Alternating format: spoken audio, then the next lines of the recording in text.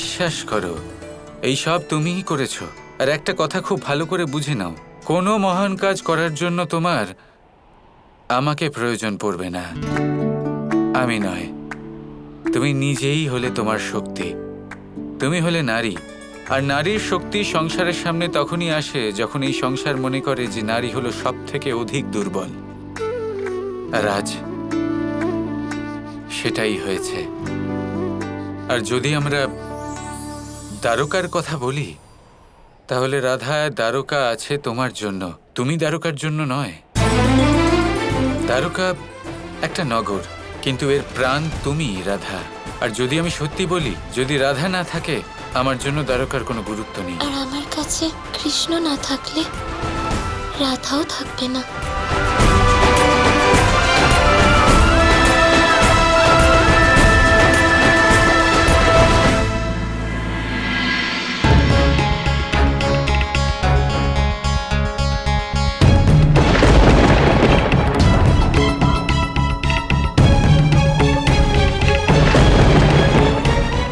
শাম্বু, এরা এখানে কি করছেন?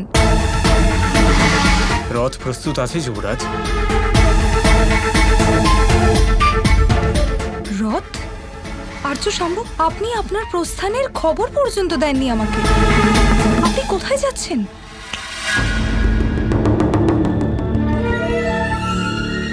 নিজের ত্রুটি সংশোধন করতে যাচ্ছি।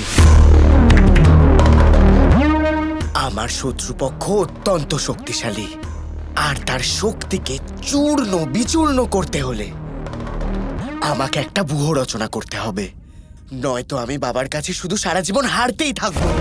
আর সেই জন্য আমি এখান থেকে দূরে পর্বতের উপর একান্তে থাকতে যাচ্ছি। ঠিক আছে আর্য শাম্বু, কিন্তু আমিও আপনার সাথে যাব। আমি বললাম তো লক্ষণা, যে আমি একা থাকতে চাই, একেবারেই একা।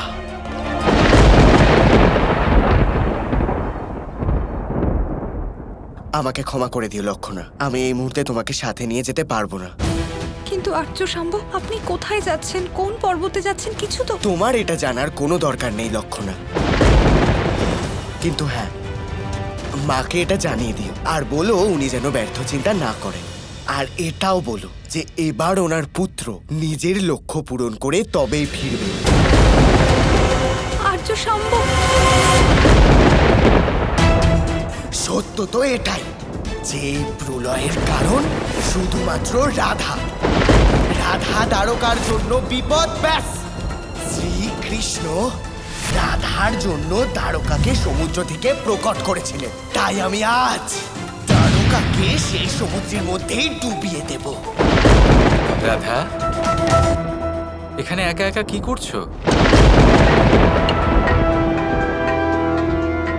কি হলো রাধা?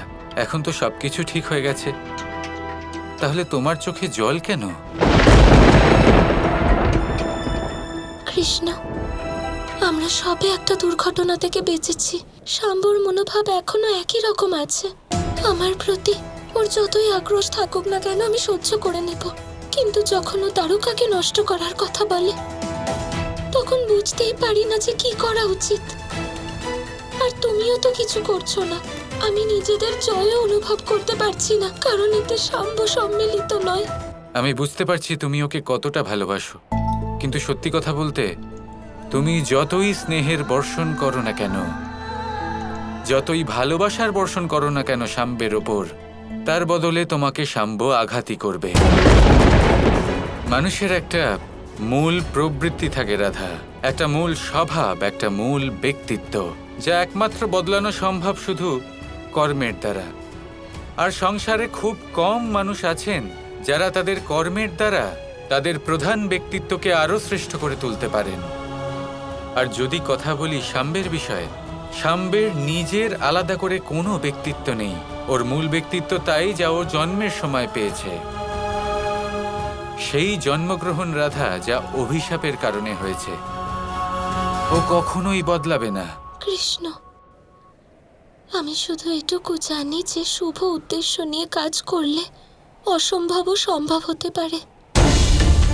আমার পূর্ণ বিশ্বাস আছে যে শাম্বু একদিন নিশ্চয়ই বদলাবে। নিজের মূল ব্যক্তিত্ব সম্পর্কে অবগত হবে। আর এটাও জানি যে ও দ্বারকায় কোনোদিন বিজয় লাভ করতে পারবে না, কিন্তু যেদিন ও অন্তরে বিজয় লাভ করবে সেদিন আমার সংকল্প পূরণ হবে।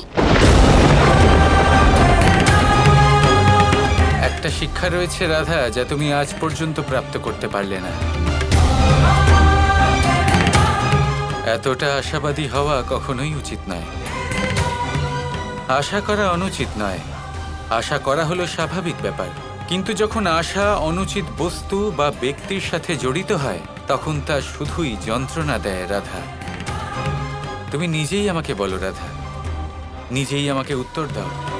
যদি শাম্বর নিজেকে শুধরানোর হতো, তাহলে আজ পর্যন্ত ওকে এত সুযোগ দেওয়া হয়েছে, ওকে এত পথ দেখানোর চেষ্টা করা হয়েছে, ও এতদিনে শুধরে যেত না? হয়তো তুমি ঠিক বলছো কৃষ্ণ। আমার মন দুঃখে ভরে আছে।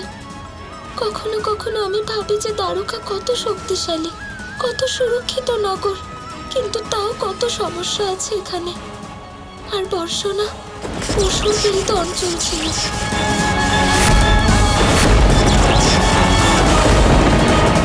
বলশালীও ছিল না, একটা ছোট গ্রাম ছিল, কিন্তু কত ভালোবাসা ছিল ওখানে, কত সুখের জীবন ছিল।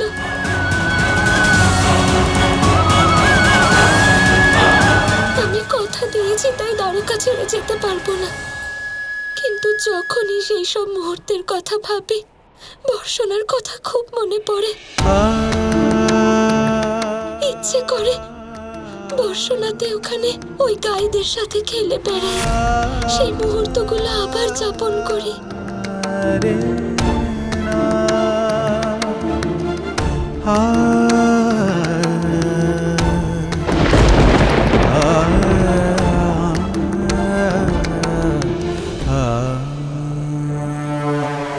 কত নির্মল মন তোমার রাধা। শাম্ব যতই ঘৃণা করুক না কেন, যতই ষড়যন্ত্র রচনা করুক না কেন, যতই ছলনা করুক না কেন, তুমি চিরকাল ওর উপরে শুধু স্নেহ বর্ষণ করে গেলে। না কখনো কোনো বিদ্বেষ, না কোনো ঘৃণা। এবার সময় এসে গেছে রাধা তোমাকে এটা বোঝানোর, এটা দেখানোর যে মানুষের মূল স্বরূপ, তার মূল ব্যক্তিত্ব, তা কোনোদিনও বদলায় না। আর তোমার এই ইচ্ছে তো আমাকে অবশ্যই পূরণ করতে হবে রাধা।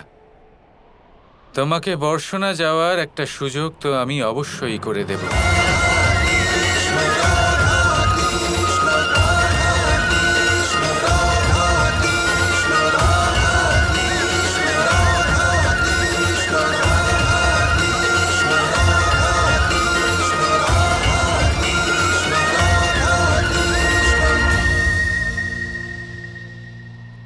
আরে কানাইটা আছে কোথায়?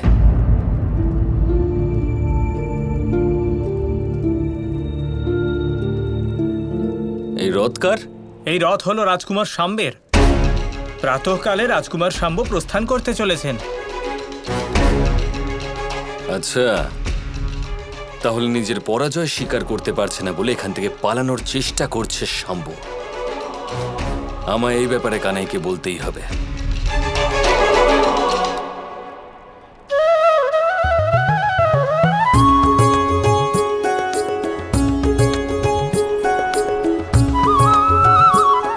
কানাই, তুমি এখানে বাঁশি বাজাতে ব্যস্ত হয়ে আছো, কিন্তু জানো কি ওই শাম্ব দ্বারকা থেকে পালানোর পরিকল্পনা করছে। দেখো, শ্রী গণেশের অভিশাপ না হয় রাধা ঠিক করে দিয়েছে, ভালো কথা, কিন্তু দ্বারকাধীশ হবার দরুন তোমায় ওই শাম্বকে অবশ্যই শাস্তি দিতে হবে কানাই। ও দ্বারকাকে জলমগ্ন করার চেষ্টা করেছিল। আচ্ছা, তাহলে শাম্ব পালিয়ে যাচ্ছে? হ্যাঁ। তাহলে আমি তো বলবো পালাতে দিন ওকে দাদা।